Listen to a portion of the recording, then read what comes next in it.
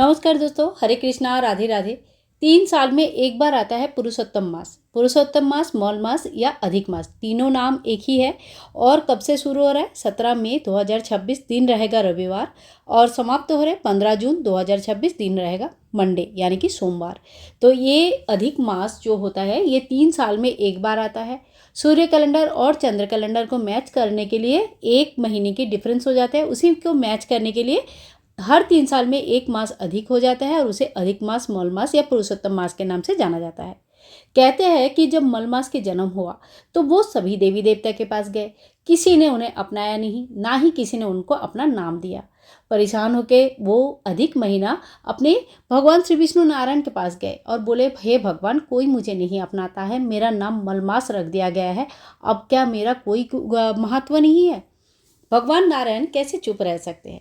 तो भगवान नारायण उन्हें अपनाया, अपना नाम दिया पुरुषोत्तम महीना, और कहे कि तुम्हारा जो इस महीना, ये जो पुरुषोत्तम महीना है ना, ये सर्वश्रेष्ठ महीना कहलाएगा। 3 साल में एक बार आएगा। दीपदान का जो पुण्य फल है बाकी सभी महीनों से 10 गुना ज़्यादा होगा। कार्तिक के महीने में दीपदान करने से जितना फल मिलता है उससे 1000 गुना ज़्यादा फल मिलता है जब हम पुरुषोत्तम महीने में भगवान विष्णु जी के नाम पे दीपदान करते हैं। अधिक मास में बहुत सारी चीज़ें नहीं करनी चाहिए और बहुत सारी चीज़ें करनी चाहिए। इसकी संपूर्ण जानकारी मैंने पिछले वीडियो में दिया है, आप उस वीडियो को जरूर देख लीजिएगा। तो अधिक मास का व्रत कैसे करें, क्या करें और क्या ना करें, ये सारी चीज़ें जानना है तो पिछले वीडियो को जरूर देखिए। डिस्क्रिप्शन बॉक्स में लिंक होगा या इससे पहले वाला वीडियो आप लोग देख लीजिएगा। ठीक है, अब हम जानते हैं कि अधिक मास में दीपदान करना इतना ज़्यादा महत्वपूर्ण क्यों होता है।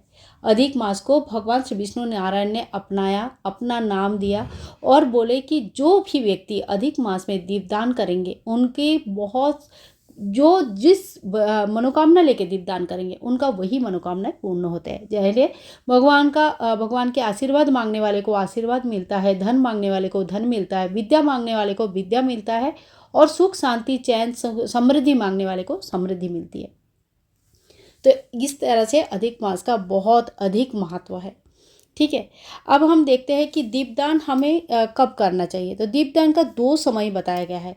पहला समय वो होता है जो सूर्योदय से पहले यानी कि ब्रह्म मुहूर्त में, जब अंधेरा रहता है, पूरी उजाला नहीं होता है, सूर्योदय नहीं होता है, उसी समय अगर स्नान करके कोई दीपदान करते हैं तो उसका बहुत ज़्यादा महत्व होता है।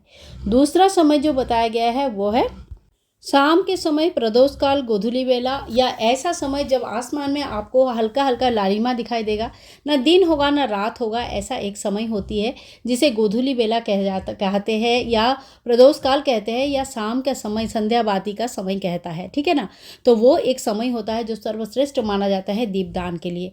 तो ये 2 समय है जिसमें हम दीपदान कर सकते हैं।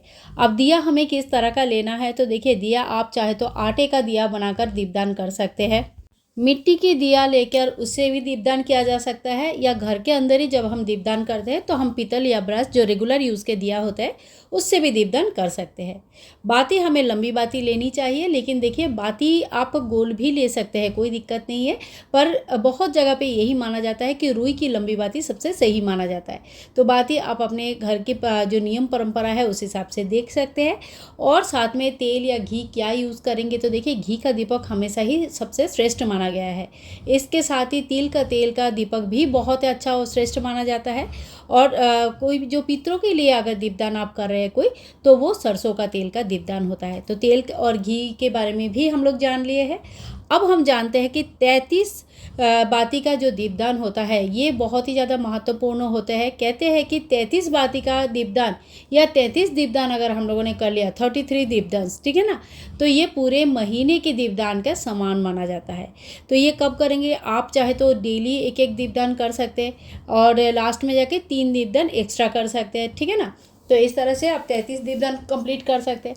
या तो फिर आप लास्ट जो पूर्णिमा का दिन होता है या एकादशी से लेकर पूर्णिमा का जो 5 दिन होता है लास्ट का, इन 5 दिनों में भी कभी भी 33 दीपदान कर सकते हैं। तो 33 आटे का दिया बनाकर उसमें भी दीपदान कर सकते हैं, 33 मिट्टी की दिया लेके उससे भी दीपदान कर सकते हैं। और अगर इतना संभव नहीं है तो जैसे हम 365 बाती का दिया बनाते हैं, एक एक तार गिन गिन के 365 तार बनाकर उसकी एक बाती बनाकर उससे दिया जलाते हैं, उसी तरह से एक एक तार गिन के 33 तारों का एक बाती बनाइए, जिससे दीपदान करके आप 33 दीपदान का समान पुण्यफल प्राप्त कर सकते हैं। ठीक है, तो 33 दीपदान आप कब करेंगे? कोई भी शुभ दिन में कर सकते हैं, एकादशी के दिन कर सकते हैं, पूर्णिमा के दिन कर सकते हैं, या एकादशी और पूर्णिमा के बीच में जो 5 दिन होते हैं लास्ट के, वो 5 दिन में भी कर सकते हैं। तो ये बहुत ज़्यादा अच्छा माना जाता है। ठीक है, तो यहाँ हमने 33 बाती का भी जान लिया है।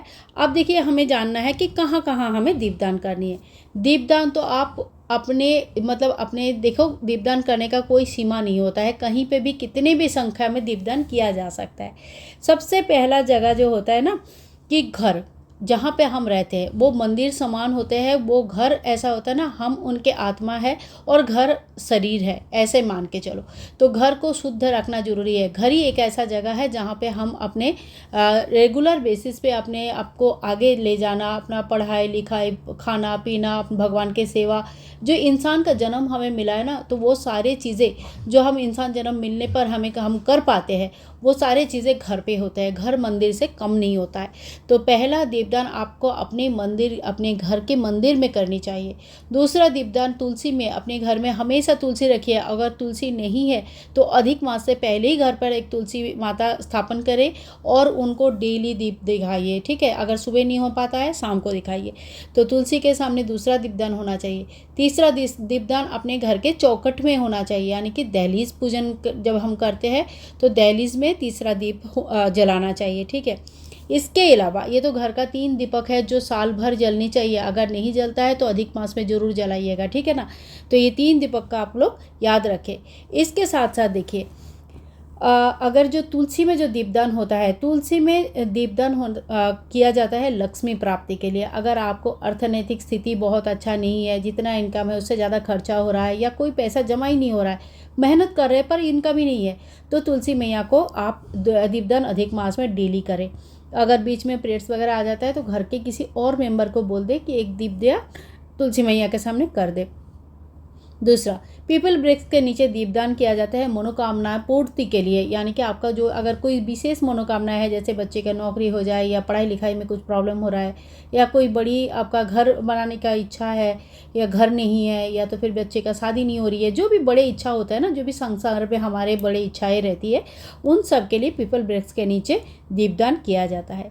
देवालय, कोई भी देवालय, शिवालय है, चाहे आप लक्ष्मी जी विष्णु जी के मंदिर है, कोई भी मंदिर में जब दीपदान करते हैं तो देव आशीर्वाद मिलता है। ये सर्वश्रेष्ठ माना जाता है, क्योंकि हम चाहने के लिए तो हमें पता ही नहीं कि हमें भगवान से क्या मांगना है और क्या नहीं मांगना है। जब बिना मांगे भगवान देते हैं ना, तो उसका कोई क्या कहते हैं, उसका कोई सीमा नहीं होता है। उसमें हमें इतने मिलते हैं कि हमें चाहने की ज़रूरत ही नहीं पड़ती है। तो अगर संभव रोज़ नहीं है तो कोई जो विशेष दिन होगा, उस विशेष दिन, जैसे आप शिवालय में दीपदान करना चाहते हो तो आप हर मंडे कर सकते हैं। अगर आप गुरुवार के दिन दीपदान कर रहे हो तो आप कोई लक्ष्मी नारायण जी के मंदिर में कर सकते हैं। ठीक है, नदी, सरोवर और जलाशय में जो दीपदान होती है वो पितरों के लिए विशेष माना जाता है। पितरों के लिए दीपदान आप अपने घर के खुली जगह, आंगन या बैल्कनी या छत पर भी कर सकते हैं। दक्षिण की तरफ मुंह करके दिया का मुंह रखना है और सरसों का तेल का दिया जलानी है, खुली जगह पे जलानी है। पितरों के नाम पे दिया इस तरह से जलाया जाता है। और लक्ष्मी विष्णु जी को डेली दीपदान अगर एक करते हैं अपने घर के मंदिर में भी, तो दरिद्रता नाश होता है। यानी कि अगर घर में कितनी भी बड़ी दरिद्रता है, अगर लक्ष्मी विष्णु जी के लिए एक दिया रोज आप प्रज्वलित करते हैं पूरे अधिक मास में, तो आपके घर में कितनी भी बड़ी दरिद्रता है, अलक्ष्मी है, वो चली जाती है और लक्ष्मी प्राप्ति होती है। तो आज के इस वीडियो में हमने देखा है दीपदान का महत्व, कब, कहाँ और कैसे दीपदान करनी है।